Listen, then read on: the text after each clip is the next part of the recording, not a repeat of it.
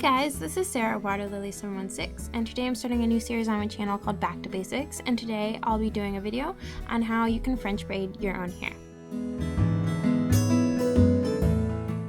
Okay, so first things first, since I have curly hair that tangles really easily, I'm going to start off on fully wet hair, but you don't have to if your hair brushes easily while dry. I'm also going to squeeze a little bit of the water out of my hair with this Curls Like Us towel.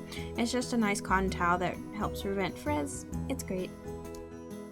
Then to keep my hair moisturized throughout the style, I'm going to add in some leave-in conditioner.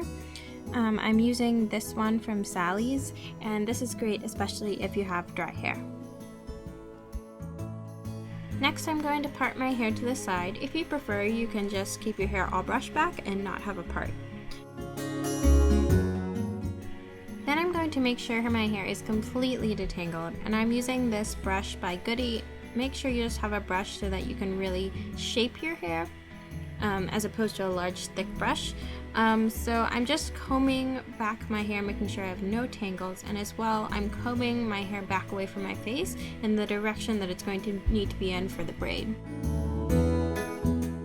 So now we're ready to start braiding. Take a section at the top of your head. You can make it smaller and start farther up, but I like to start sort of at the back of my crown. And then you want to make sure it's a nice clean section. Then you're going to split the hair into 3. You also want to drag your hand along these sections to make sure they're completely separate from the hair. Then, as if you're doing a normal braid, cross the right strand over the center strand, and then cross the left strand over the center strand on the other side.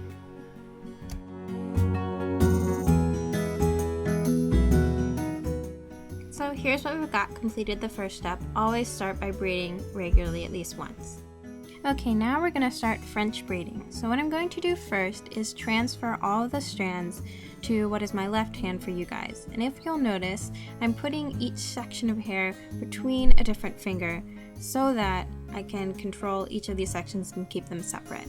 Now we're going to start adding in hair to the braid, and this is what makes it a French braid. Take your fingernail and slide it along the side and then pick up a clean section of hair. Now you're going to add it to the section that needs to be braided. Here it's the rightmost section, and you're going to make that into a clean section. So now you have the 2 combined sections of hair, and you're going to cross it over the center strand. You guys can also see that I'm putting the strands between different fingers so that I can manipulate them and cross them over in nice clean fashion, so make sure to practice your finger work.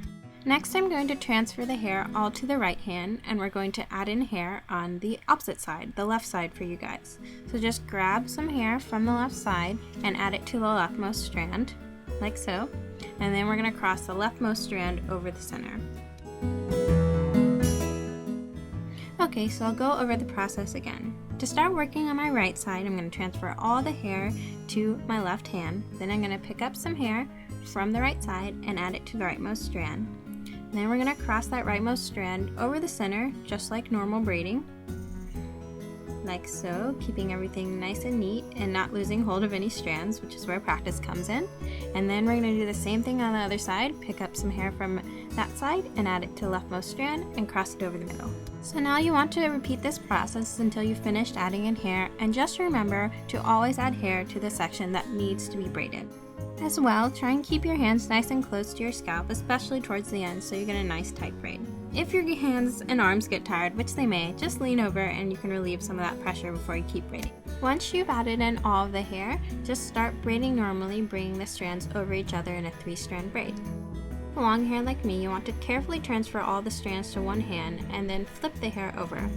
And then you're going to start braiding, but you're going to have to bring the strands under because you're now backwards. So you can see me just carefully bringing the strand under the center strand and continuing to braid.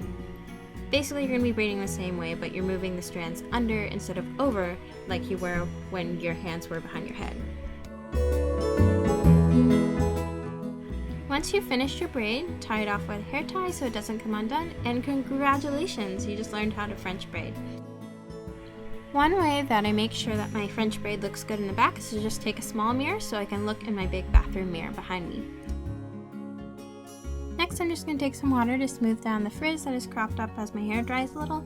And I'm going to take a little dollop of gel and I'm going to smooth it all over my hair, like so. I'm using this brand of Ellie Looks Sport Gel, which is great little gel, and this will just help the braid stay nice and smooth. I'm also going to smooth it down the length of the braid, and I'm going to squeeze out a little bit more water with my towel. This is what your completed French braid should look like.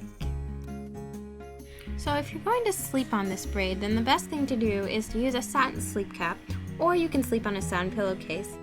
This one is by Silky Cocoon off Etsy. So this just keeps the braid from mussing while you're sleeping, so you can wear it again the second day. So here I am, and my hair's gotten a little mussy as you guys can see, but overall it's still looking pretty sleek. So when I refresh a set style like this, I just like to spray my hair down with some water, and then I'm going to take some edge control paste. This is the Design Essentials Natural Edge Control Paste, and I go ahead and just smooth it all over my hair. If you have a lot of frizz, you can also use a boar bristle brush or a toothbrush to really comb down your edges, but thanks to the gel, I didn't.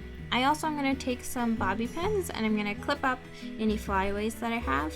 I clip them in a crisscross motion so that they stay nicely.